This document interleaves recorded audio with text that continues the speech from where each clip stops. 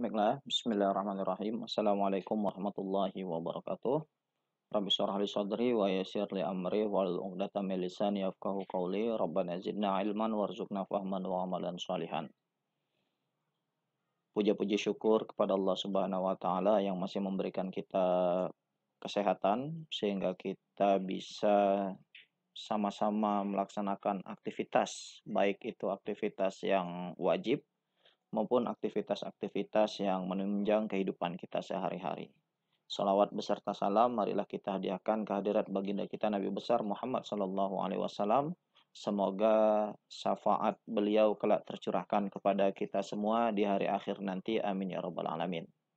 Jadi dalam video ini saya ingin merangkum beberapa tema materi pembelajaran pendidikan agama Islam yang sudah kita pelajari atau baca bersama-sama di daring. Nah, video ini akan merangkum poin-poin penting ya yang kita pelajari dari bertuhan, kemudian manusia, agama, akidah, kemudian syariah. Jadi yang pertama kita akan membahas bertuhan secara umum. Pertanyaan pertama adalah mengapa manusia harus bertuhan? Setidaknya ada dua poin penting atau jawaban dari pertanyaan mengapa manusia harus bertuhan. Ya. Yang pertama adalah kenapa manusia bertuhan? Yang pertama karena fitrah manusia untuk bertuhan. Ya, jadi kita mengenal Tuhan ya atau bertuhan, kita mencari sesuatu untuk dituhankan itu adalah fitrah manusia. Mengapa menjadi fitrah? Karena banyak hal-hal yang terjadi di dunia ini itu tidak bisa dijelaskan oleh akal pikiran kita. Ya, banyak fenomena-fenomena dari zaman dahulu sampai zaman sekarang. Ya, banyak sekali fenomena-fenomena yang tidak bisa dijelaskan oleh ilmu pengetahuan atau tidak bisa dijelaskan secara ilmiah atau saintifik. Sehingga untuk mencari jawaban-jawaban ini ya kita butuh Tuhan ya atau kita mencari zat yang kita anggap mampu menjawab pertanyaan-pertanyaan yang selama ini kita lontarkan ya. Orang dulu ya ketika masih primitif atau dengan uh, ilmu pengetahuan yang masih sangat sederhana ya, ketika ada fenomena hujan misalnya ya mereka tidak tahu dari mana hujan itu berasal ya. Kok bisa muncul hujan itu tidak tahu. Ketika muncul kenapa hanya pada waktu-waktu tertentu, tidak setiap hari muncul hujan. Kalau kita kan sudah kita bisa prediksi, kita jawab dengan ilmu pengetahuan. Sekarang, kalau dulu bagaimana? Itu mereka tidak bisa menjawab fenomena hujan tersebut. Sehingga mereka akhirnya membutuhkan mencari zat ya yang mereka anggap bisa menjawab pertanyaan dari mana hujan datang. Contoh ya. Contohnya seperti itu. Sehingga akhirnya mereka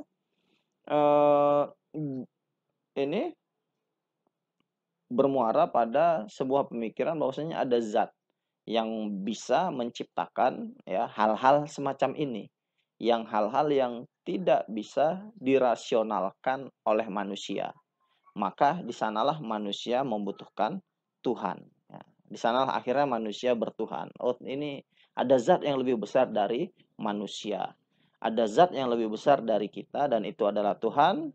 Nah, ketika zat itu lebih hebat daripada manusia, maka zat itu adalah zat yang pantas kita sembah ya.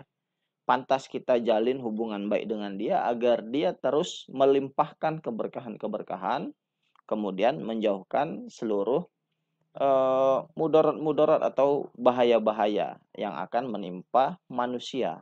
Sederhananya seperti itu. Bukan hanya zaman dulu, zaman sekarang juga seperti itu ya.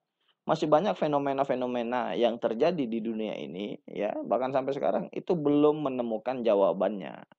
Nah, contoh misalnya setelah meninggal kemana ruh kita akan pergi. Nah, itu kan belum ada jawaban ilmiah yang bisa menjawab hal tersebut. Sehingga kemana kita mencari jawaban ini ya, atau siapa yang menciptakan manusia. Nah, itu kan loh, maka di sana kita fitrah kita untuk bertuhan ya. Kita menciptakan manusia. Orang tua tidak menciptakan, dia hanya melahirkan. Nanti kembali lagi, orang tua siapa yang menciptakan? Seperti itu. Seterusnya hingga akhirnya itulah dikatakan mengapa manusia ya punya fitrah untuk bertuhan. Itu yang pertama. Ya, mengapa manusia yang bertuhan?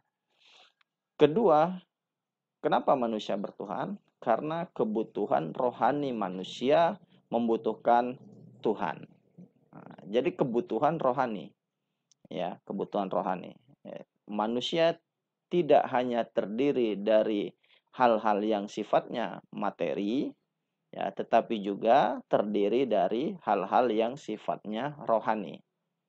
Materi bisa diisi oleh atau bisa dipenuhi oleh hal-hal yang sifatnya materi juga.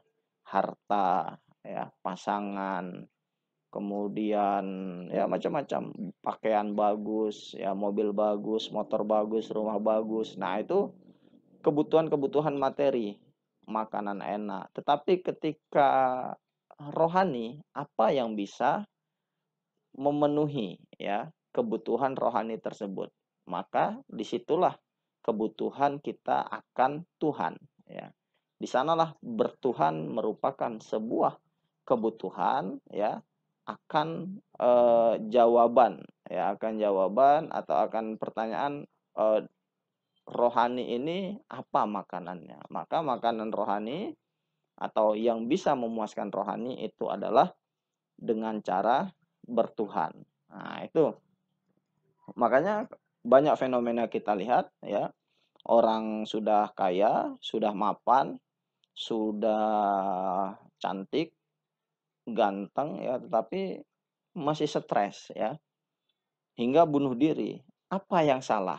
Secara materi kan sudah terpenuhi semua, tetapi ada yang kurang dari itu semua. Apa? Yaitu tadi, ada yang hilang. Dia tidak memberi makanan kepada rohaninya. Ya, dia tidak memenuhi kebutuhan rohaninya. Sehingga tadi ya banyak hal-hal yang ditimbulkan, hal-hal negatif yang ditimbulkan akibat dari ketidakcukupan asupan rohani. Nah, itu eh, jawaban ya dari pertanyaan mengapa manusia bertuhan. Nah, Tuhan ya adalah zat ya, zat yang disembah manusia ya, yang dianggap sebagai yang maha kuasa, maha mengetahui dan maha segala-galanya. Ketika orang sudah mempertuhankan sesuatu, berarti manusia tersebut menganggap zat yang dia pertuhankan itu adalah zat yang maha segala-galanya, mampu segala-galanya. Kita umat Islam ya, Allah sebagai Tuhan kita, maka kita menganggap Allah atau di dalam iman kita ya harus meyakini bahwasanya Allah sebagai zat yang maha segalanya, maha kuasa, mampu melakukan apapun ya yang Allah kehendaki. Nah, itu Tuhan. Ya, nah, ya Tuhan itu bisa macam-macam ya. Tuhan di dalam Al-Quran sendiri seperti di dalam daring itu ya, seperti Korun mempertuhankan ya, mempertuhankan dirinya sendiri.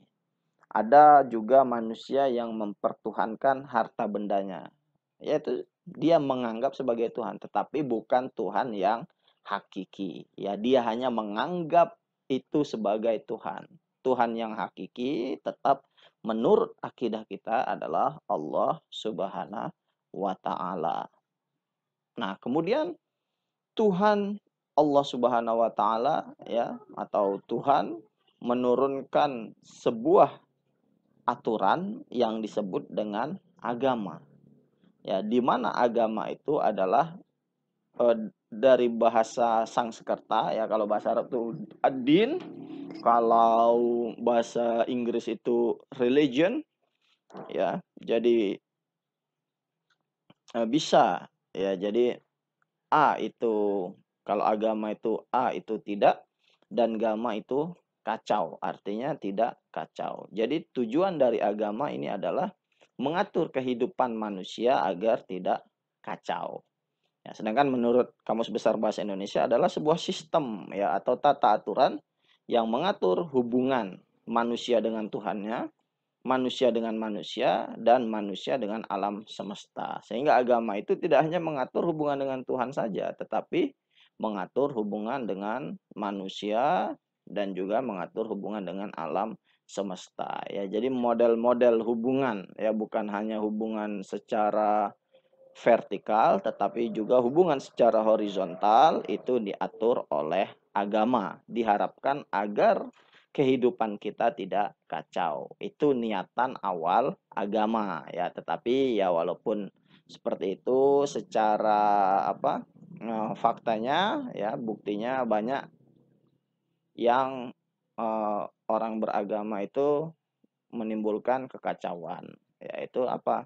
Karena disebabkan adanya salah penafsiran atas agama ya, sehingga agama itu yang seharusnya membuat nyaman, seharusnya membuat bahagia, seharusnya membuat aman ya, ini malah bikin konflik, membuat kerusuhan ya, menjadi tidak enak, tidak nyaman ya, suka menyalahkan orang lain. Itu berarti ada yang salah ya, ada yang salah dengan cara dia memandang agama ya, atau salah dalam menafsirkan agama. Nah, itu agama. Agama ini menurut para ilmuwan juga terbagi dua. Ada yang disebut dengan agama samawi, ada juga disebut dengan agama ardi. Ya, agama samawi ini apa dan agama ardi ini apa? Agama samawi itu adalah agama yang diturunkan oleh Allah Subhanahu wa taala melalui perantara malaikat, ditujukan kepada nabi dan rasul. Ya, jadi ada perantara malaikat, kemudian ditujukan kepada nabi dan rasul. Berbeda dengan agama ardi ya, atau agama bumi. Ya, agama ardi atau agama bumi itu adalah sebuah sistem atau agama yang muncul. Ya, yang muncul dari mana munculnya? Dari akal pikiran, akal budi manusia. Ya, jadi munculnya kalau agama samawi itu dari atas ke bawah, nah, karena dari langit. Kalau ardi itu ya dari bawah munculnya ya, tata cara peribadatannya, pola pemikirannya, kemudian praktek-praktek ritualnya itu muncul dari manusia itu sendiri ya, disesuaikan dengan kearifan lokal atau kebudayaan, adat kebiasaan dari masing-masing masing-masing budaya tersebut. Nah, apa ininya perbedaan-perbedaan mendasar ya, perbedaan-perbedaan. Kalau persamaannya jelas sama-sama mengatur ya, mengatur hubungan dengan Tuhan, itu sama-sama mengatur. Tetapi kalau perbedaannya apa? Perbedaannya pertama, di dalam agama samawi ya itu meyakini adanya nabi dan rasul serta malaikat. Nah, itu ininya. Berbeda dengan agama ardi yang di dalam sistem keimanan mereka, mereka tidak meyakini adanya malaikat, nabi dan rasul ya, yang ada hanya dewa. Dewa, kemudian orang-orang yang menyebarkan tetapi tidak disebut nabi maupun tidak disebut rasul. Kemudian yang paling ini adalah tata cara peribadatan di agama samawi itu cenderung sama. Ya, baik waktunya berbeda, tempatnya berbeda, tetapi cara peribadatannya cenderung sama. Lihat misalnya agama Islam. Ya, agama Islam itu salah satu agama samawi. Ya, agama Islam kita lihat dia dia punya syariat, di mana syariatnya itu sama dilakukan. Sholat subuh misalnya. Sholat subuh mau di Arab Saudi, mau di Mekah, mau di Indonesia, mau di Cina, mau di Amerika, tetap sholat subuh dilakukan di waktu subuh dan 2 rakaat, tidak berbeda. Mau dari zaman Rasul sampai zaman sekarang, ya, tidak berbeda tata cara pelaksanaan sholat subuh. Agama-agama lain yang itu agama ardi tidak seperti itu. Ya, agama ardi cenderung berbeda tata cara peribadatannya, ya. Tata cara peribadatannya. Beda daerah, beda cara peribadatannya, beda hari sucinya, beda praktek peribadatannya. Nah, itu dia cenderung berbeda. Nah, beda waktu juga eh, ada perbedaan dengan tata cara peribadatan, ya. Hindu di Tengger Sumeru dengan Hindu di Bali itu berbeda tata cara peribadatannya. Ya, Hindu Indonesia dengan Hindu di India itu juga berbeda. Nah, itu contoh dari agama ardi. Ya, jadi agama samawi itu misalnya hanya ada 3 ya, bukan misalnya.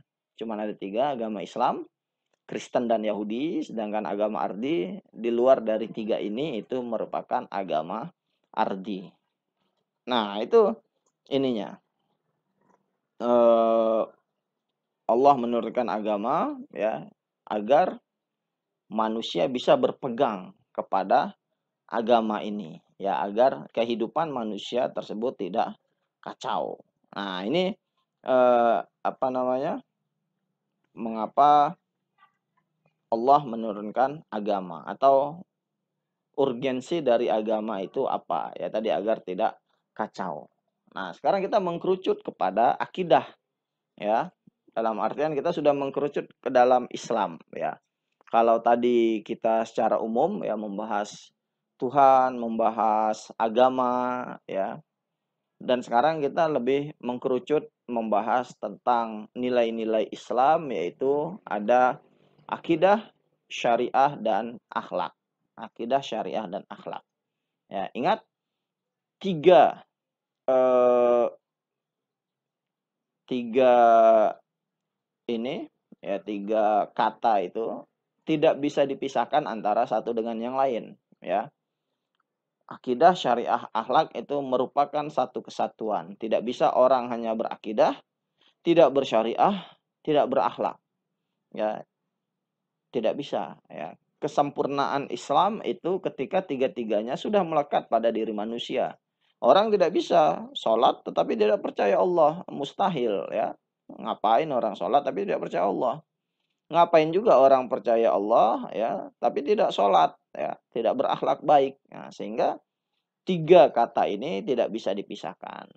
Menjadi Islam yang kafah, ya, udkhulu fis-silmi kafah, masuklah Islam dalam keadaan sempurna adalah dengan melekatkan, ya, tiga hal ini pada diri kita sebagai seorang muslim, yaitu akidah, syariah, dan akhlak. Yang pertama itu adalah akidah. Ya, akidah. Akidah itu adalah ikatan. Ya, akidah itu adalah ikatan. Ikatan apa? Adalah sebuah ikatan kokoh, ya, yang terikat dalam hati kita.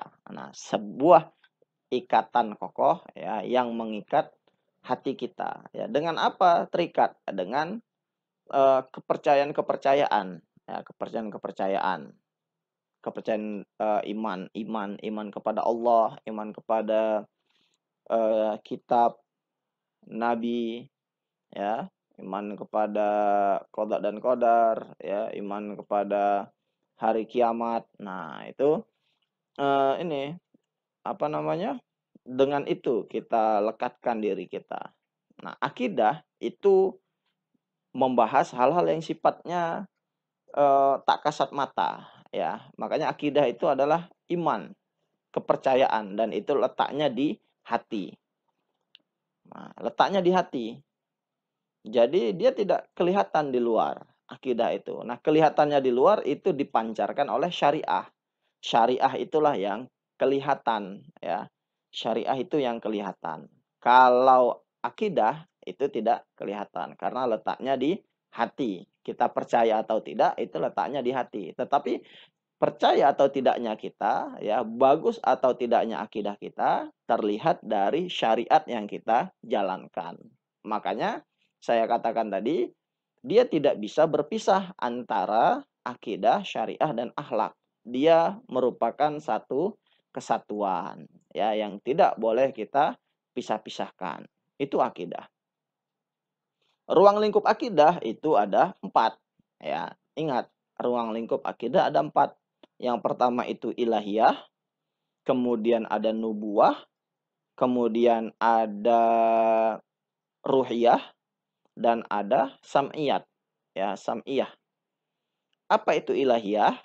Ilahiyah itu adalah hal-hal yang berkaitan dengan zat Allah Subhanahu wa taala. Dari mulai nama-namanya, sifat-sifatnya, ya.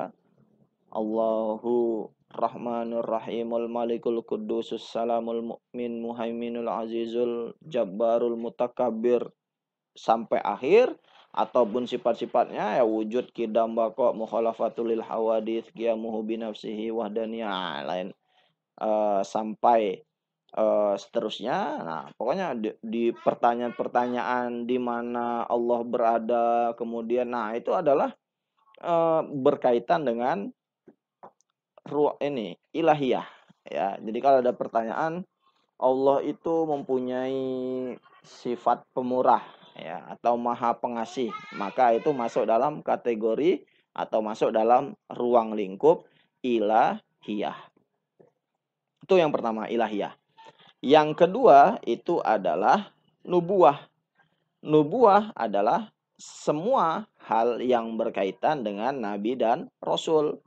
Jumlahnya ada berapa, mukjizatnya apa saja, kitab-kitabnya apa saja, kelebihan-kelebihan nabi dan rasul apa saja. Pokoknya hal apapun yang berkaitan dengan nabi dan rasul, maka masuk dalam ruang lingkup nubuah.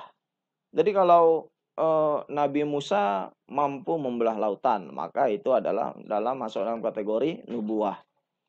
Ya, Nabi Isa mempunyai mukjizat menghidupkan orang mati, maka itu masuk dalam kategori atau masuk dalam ruang lingkup nubuah. Kitabnya Nabi Isa itu Injil, maka itu juga masuk dalam kategori nubuah karena itu berkaitan dengan nabi dan rasul. Nah, itu yang kedua. Yang ketiga adalah ruhiyah. Ruhiyah ini adalah semua hal yang berkaitan dengan roh-roh, ya, selain manusia atau berkaitan dengan hal-hal yang tak kasat mata. Malaikat, ya, jin, setan, dan sejenisnya, maka itu masuk dalam kategori ruhiyah. Ya, termasuk roh, nanti roh kita itu kemana. Nah, itu masuk dalam kategori ruhiyah. Yang terakhir itu sam'iyah. Ya, sam'iyah itu adalah kejadian-kejadian atau hal-hal yang kita yakini itu ada, atau kita tahu ciri-cirinya, detailnya, tapi kita tidak pernah melihatnya, tapi kita tahu ciri-cirinya itu dari Al-Quran dan Al-Hadis, ya. Contoh surga, kita tahu surga itu ada, kita tahu ciri-cirinya, ya. Ada 7 pintu, 7 tingkatan, pintu ini namanya ini Royan, pintu ini namanya Adenin, pintu ini namanya Firdaus, dalamnya macam-macam, ada sungai yang mengalir dari susu buah-buahan seperti delima dan sebagainya. Kita tahu ciri-ciri detailnya, ya. Tapi kita tidak tahu, tidak pernah melihatnya. Ya, kita hanya tahu itu dari Al-Quran dan hadis. Kiamat kita tahu nanti muncul Ya'juj Ma'juj, Dajjal, Imam Mahdi, Nabi Isa, nanti muncul duhon, asap. Kita tahu, ya, detail-detailnya, tahapan-tahapannya, tapi kita belum pernah melihat kejadian tersebut. Tapi kita tahu, taunya dari mana? Dari Al-Quran dan Al-Hadis. Maka itu disebut dengan sam'iyah, ya, sam'iyah. Nah, jadi ada 4. Ya. Jadi akidah tidak lepas dari 4 hal ini, ya. Berbicara akidah maka hanya berkutat 4 hal ini. Kalau tidak masalah ilahiyah, masalah nubuah, masalah ruhiyah, dan masalah sam'iyah. munculnya kelompok-kelompok ya, sekte-sekte, mazhab-mazhab, aliran-aliran yang seperti Mu'tazilah, Jabariyah, Qadariyah, Syiah dan lain sebagainya, maka itu adalah permasalahan-permasalahan akidah ya. Misalnya Jabariyah ya, itu kan masalah Jabariyah dan Qadariyah itu kan masalah kodok dan kodarnya Allah. Apakah manusia punya pilihan dalam menjalankan kehidupannya atau tidak punya pilihan, itu kan masalah akidah. Ya, masalah kodok dan kodar. Ya, kodok dan kodar itu kan masuk dalam rukun iman dan itu masuk dalam kategori akidah. Orang apa namanya? Mu'tazilah misalnya. Mu'tazilah ya berkaitan masalah dosa besar, dosa kecil ya. Maka itu ini oh bukan Mu'tazilah, Khawarij ya. Khawarij ya, orang yang melakukan dosa besar itu masuk neraka ya, sudah musyrik. Nah, itu kan bahas masalah perkara iman ya, perkara dosa dan pahala. Nah, itu dosa pahala itu perkara sam'iyah.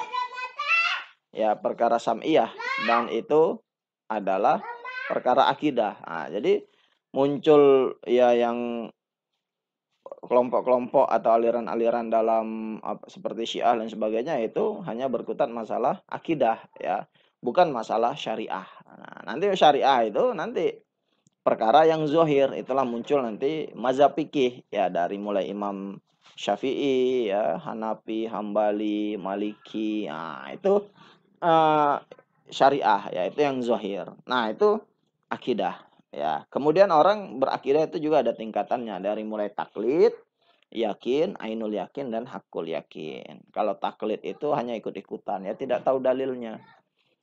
Saya beriman kepada Allah ya karena orang tua saya Islam ya, menyuruh saya beriman kepada Allah, saya beriman kepada Allah. Tapi saya tidak tahu dalilnya, beriman kepada Allah, tidak tahu urgensinya ya, ikut-ikutan saja. Itu taklid, ikut-ikutan. Ada yang yakin, yakin itu sudah tahu dalilnya. Ya, qul huwallahu ahad misalnya. Kenapa Allah itu esa? Oh, dalilnya ada surat Al-Ikhlas ya. Kenapa kita menyembah Allah ya?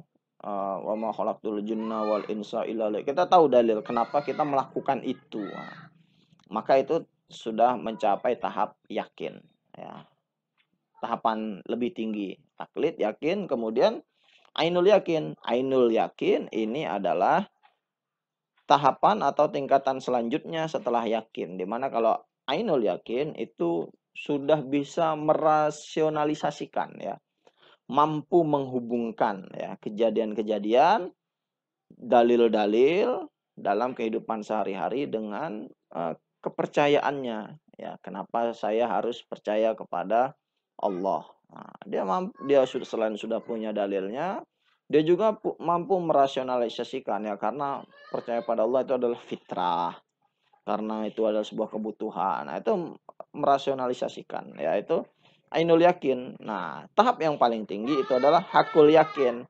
Hakul yakin selain mampu merasionalisasikan, dia juga sudah punya pengalaman spiritual. Nah, pengalaman spiritual ya, yang membuat keimanan dia itu semakin kuat, tidak goyah. Dia punya pengalaman-pengalaman spiritual ya, misalnya ketika dia susah ya, tiba-tiba tidak tahu dari mana datangnya ada rezeki nomplok. Nah, dia merasakan sebuah pengalaman spiritual ya, ya dari keyakinannya, misalnya wa may yattaqillah yaj'al lahu makhrajan, barang siapa yang bertakwa kepada Allah maka Allah akan memberinya jalan keluar ya. Dia yakin dan kejadian, sehingga dia mempunyai pengalaman spiritual.